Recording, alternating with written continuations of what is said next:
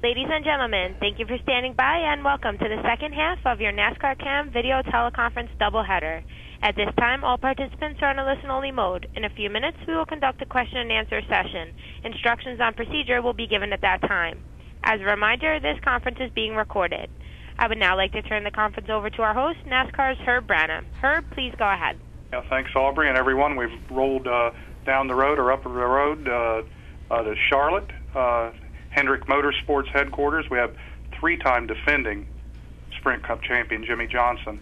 Jimmie, thanks for joining us, and it looks like your usual second-half role is happening right now. Would that be an accurate assumption as we come out of that great win at Indianapolis?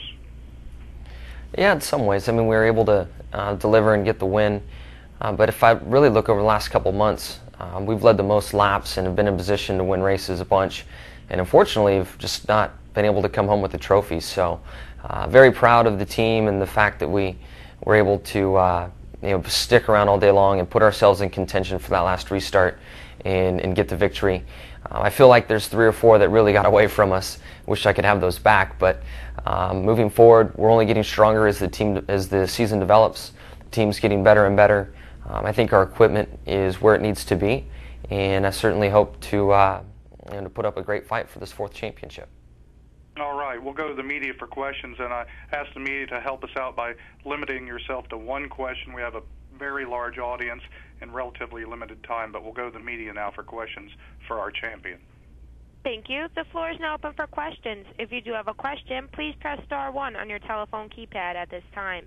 If at any time your question has been answered, you can remove yourself from the queue by pressing 1. If you're using a speakerphone, we ask that while posing your question, you pick up your handset to provide favorable sound quality. Again, ladies and gentlemen, if you do have a question, please press star 1 on your telephone keypad at this time. Please hold while we pull for questions.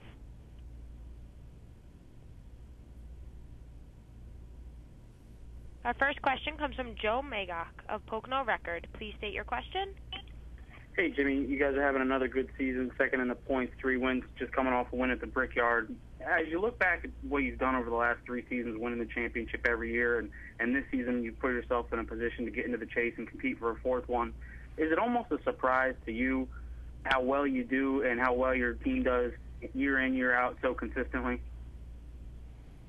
Yeah, in some ways, I am shocked and surprised. I know all the work that goes into it, and on that front, we work very hard to be competitive. So, but it still surprises me when I look at the '99, the '18, different teams that have been very strong in certain years, and then things kind of slow down for whatever reason. It's really tough to tell why or what it is, but our guys work really hard, and I can't explain it, but I'm glad it's working for us like this, and we'll just keep working hard, and hopefully it'll stick around. Thanks. Good luck this weekend. Thank you. Thank you. Our next question comes from Rebecca Spence of SpeedwayMedia.com. Please state your question. Hi, Jimmie. Thanks for taking the time to be with us today. No problem. My question for you is this. Many fans are now calling you a history maker. First for Taunton, Cale for the 3 back-to-back championships, now with being the only person who gets the bricks back-to-back. You have that opportunity for that lucrative 4th-in-a-row championship. No one's been able to do it yet. You're sitting second in the points. The chances are good for you. How do you feel as a team of getting that done? I feel good, and the victory this last weekend is helping with that a lot. And we've been so close to winning races, but there's nothing better than pulling into victory lane and closing the deal. I look at Michigan, I look at Pocono, I look at Sears Point, New Hampshire, we led the most laps. I mean, there's just been a lot of races where we've been fast, and I feel very good about what's been going on. But to close the deal and to win a race just takes the confidence to the next level for the race team.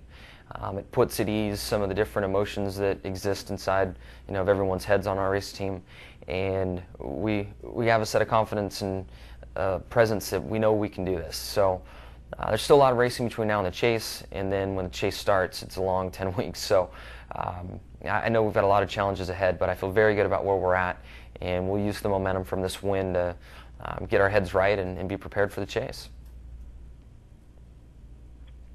Thank you. And just one more quick follow-up. You're heading into Pocono, which you're a two-time winner. You've never had a DNF in your career there. Does it hold something special knowing you're going to a track you have such great success at? I know we won a couple races, but it's been tough on us since that, I guess, 2003 season or whenever it was. We've been getting closer to winning a race there, and I think the spring race we were in contention and running second at the end and ran out of gas. But I'm excited coming off of Indy. You know, those tracks are somewhat similar, so we'll see how it works. All right, Jimmy, good luck this weekend, and thank you again. Thanks. Thank you. Our next question is from David Young of KTKT-FM, Missouri. Please state your question. Yes, Jimmy. Before Juan Pablo's problems in the pits, you weren't right up there, you know, at the front. What got you there? Was it, you know, just the way you drove, or was it the your pit, the pit crew? And how does that have you set up now for the win? Have you set up for Pocono this week? Well, we started 16th, and there weren't a lot of cautions to have a shot on pit road to make up spots or on restarts to make up spots. And once the race got going, it was really tough to pass anyone. So it just took a lot of work from me on track, and then the few opportunities we had on pit road, we were able to make up spots there as well under the green flag stops. So it was just a long, steady grind, and luckily it was a 400-mile race because we finally got to the top 2 or 3 there on that last restart.